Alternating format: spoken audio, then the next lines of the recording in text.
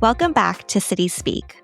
We give listeners an insider's view of what local leadership in America means today and feature conversations with government leaders and policy experts regarding the biggest issues and challenges facing America's cities, towns, and villages. Every year, April 1st is recognized as National Census Day. This is a great opportunity to review how your census data impacts your community and ensure that you're prepared to support an accurate count in 2030. This year's Census Day is even more important because the Census Bureau is kicking off its one and only test in preparation for the 2030 decennial in Huntsville, Alabama, and Spartanburg, South Carolina.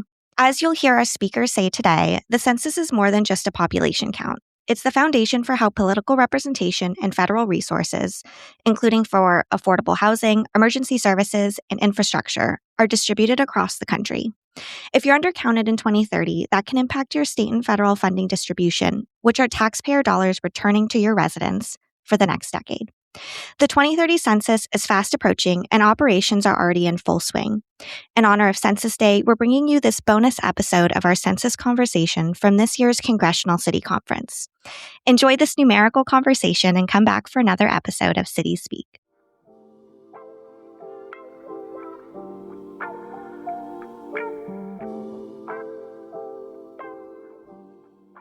The allocation of federal funding for infrastructure projects was possible because of Article 1, Section 2 of the U.S. Constitution, which directs Congress to conduct a national census every 10 years. At its core, the census is a simple count of the people who live in our communities, but its impact is profound. The National League of Cities is proud to support this effort. Strengthening the census operations has been one of NLC's priorities this year and will remain a priority through 2030.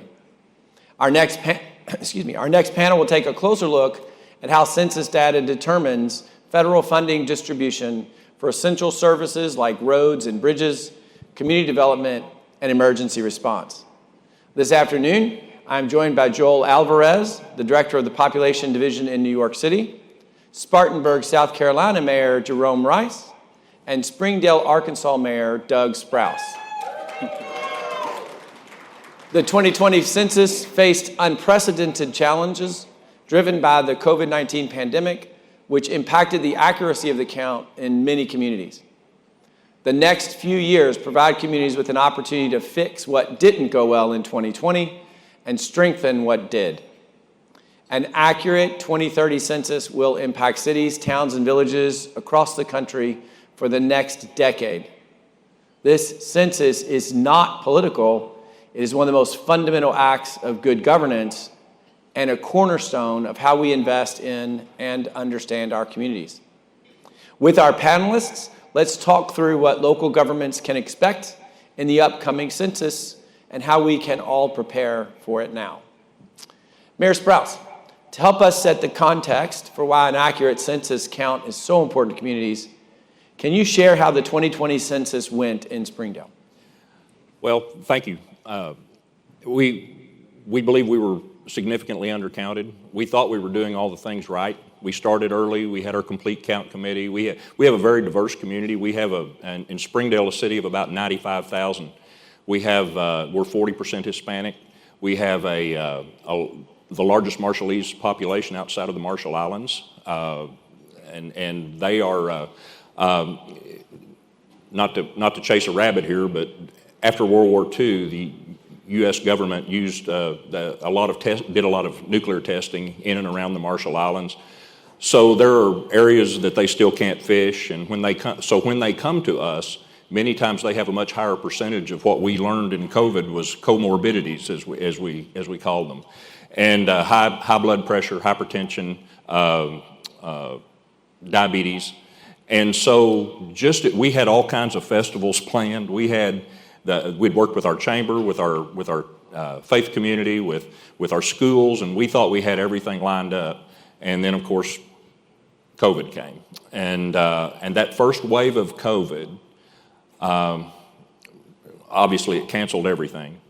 And but even more than that, our Marshallese community was hit tremendously hard. I mean, we were having several funerals a week at the peak from our Marshallese community, and it was just a very, very difficult time. They went underground, and there was no getting There was no getting them back to talk about a census at all.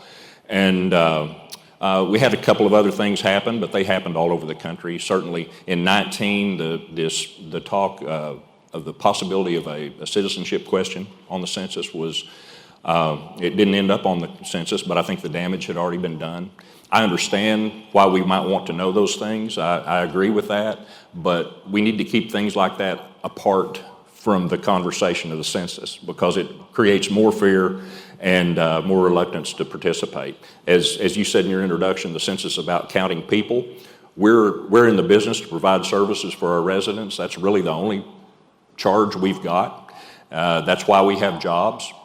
And as Senator Paul said, we don't have printing presses. We count on what we can afford. And that turnback money from both the federal and the state government is essential for us. And if you miss it on the census, then you're behind the 8 ball for 10 years. Even with updating estimates, your baseline's still undercounted. And so in Springdale's case, we believe by the time we get to 2030, it will have been tens of millions of dollars. And that's a great lead into my next question. So can you talk a little bit about the real world problems that you guys are facing, or real world consequences, I should say, that you guys are facing in Springdale as a result of that undercount? Sure. Our state turnback, which we use for roads and infrastructure, that's determined by population. Federal grants for many of our nonprofits who provide needed services for our residents, those are determined. So we're dealing with, while we're a very fast-growing area, it just exacerbates that issue because we're not getting fully funded for the growth we have already had, and we're always playing catch-up, and it's a tough road to hoe sometimes. Sure. Thank you. Mayor Rice, Spartanburg, South Carolina is one of the 2 census test sites this decade. These test sites allow both federal and state local communities the time and space to prepare for 2020, 2030. Can you share what the city's doing as part of the test? Sure. I would like to say what we're doing in Spartanburg, we understand the importance of this census and the need for an accurate population count. So when we got the call that we were one of the test sites, immediately we got together with our internal team, mobilized an internal team led by our deputy city manager, along with neighborhood services, our communications department, as well as our planning department to have a strategy within the city. And then from there, our key component was to go to outreach into the community, and also bring in your faith-based community, your school district, your colleges, your universities, United Way, and the list goes on from your nonprofit sectors. And we made soft introductions to those folks with the field team that's coming forward to count the census. But we all understand truly how important it is and the resources that it will provide. Also, in determining the outcome there is that the city works with the field team to support the recruitment of the local testers as well. So we have opportunities for folks to go out and that know the community, and will make it available to where we can test and use these new tools that are readily available that can help us for 2030. And again, we all know the importance of an accurate count. That's the key, an accurate count, that we can get as many possible. Certainly. So, Director Alvarez, something that's quickly coming up for the census is the local update of census addresses. LUCA is the name of the program, which is the only direct way that cities, towns, and villages can impact their census count. Can you share why LUCA is so important to New York City and how the city is starting to prepare? Yes, thank you. LUCA, it's a nice acronym that sounds good, is your chance to tell the Census Bureau what's wrong or missing from the list of addresses that they intend to contact for the 2030 census. So quite simply, if you're not on the Census Bureau's address list, you're probably not going to get counted, and we can run into issues that we've seen before. So before the 2020 census, New York City participated in LUCA and updated the census address list with tens of thousands of missing housing units. And that helped ensure that we received a complete census count. That's why this operation, LUCA, is so important, because the stakes are very high, as we all know, when it comes to the census. And that's why we've already started preparing for the 2030 LUCA operation. Right now, we're building our own independent address list, looking at things that are readily available across the country, like property tax records, addresses from utility companies, and Department of Motor Vehicle data. And we're conducting targeted field work as well to tell us what reality looks like on the ground. And all of this information will give us an independent address list, which we can use to update the Census Bureau's address list. Great, thank you.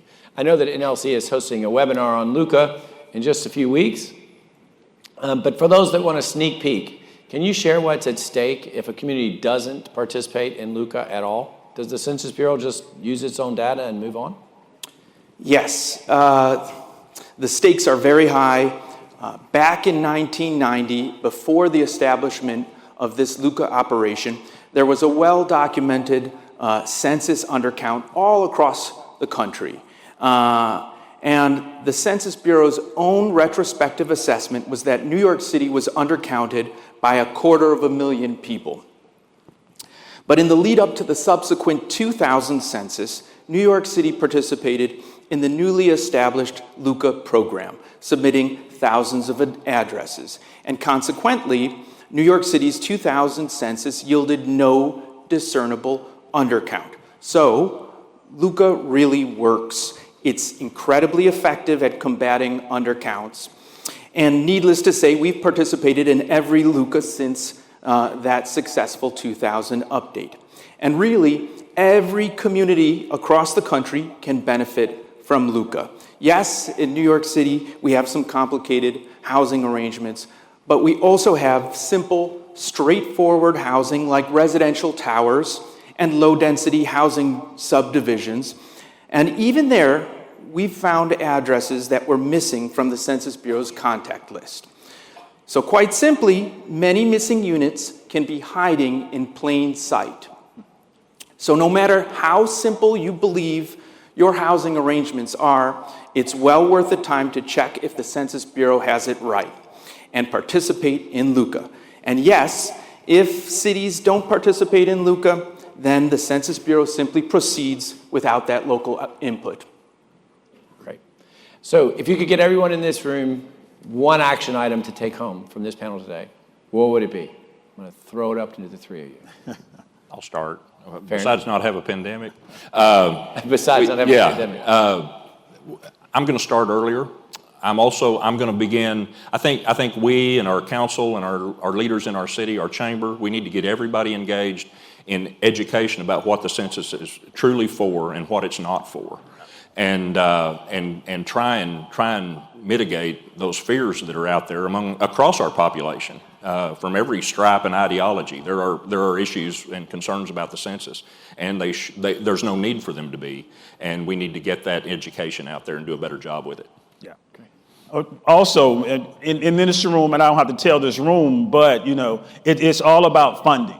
The distribution to the communities for services such as schools, healthcare, housing, transportation comes with the census. Determine our representation in Congress and the U.S. House of Representatives. Provide government the data for infrastructure, public safety, and community programs. And then in the end, it helps the communities receive a fair share of resources and the representation through all the accurate counts. One thing we like to say in Spartanburg and with our staff, we want to over-communicate. Over-communicate. That's why I said we started back in 2025 as to getting the teams together, having an outreach program, but we want to over-communicate the importance of the census and how it is to not just the city of Spartanburg, the state of South Carolina, but into the entire USA. And for me, I would suggest that everyone here register when you receive the LUCA invitation. It goes to the high elected officials in cities and towns all across the country. It's free, and it gives you the option of supporting a complete count in your community. Well, great. Thank you guys for your leadership. We really appreciate it, and for the work that you're doing to ensure that every community is accurately seen and will be continued to counted in 2030. So thank you again. I appreciate you guys being here. Thank you. Thank you.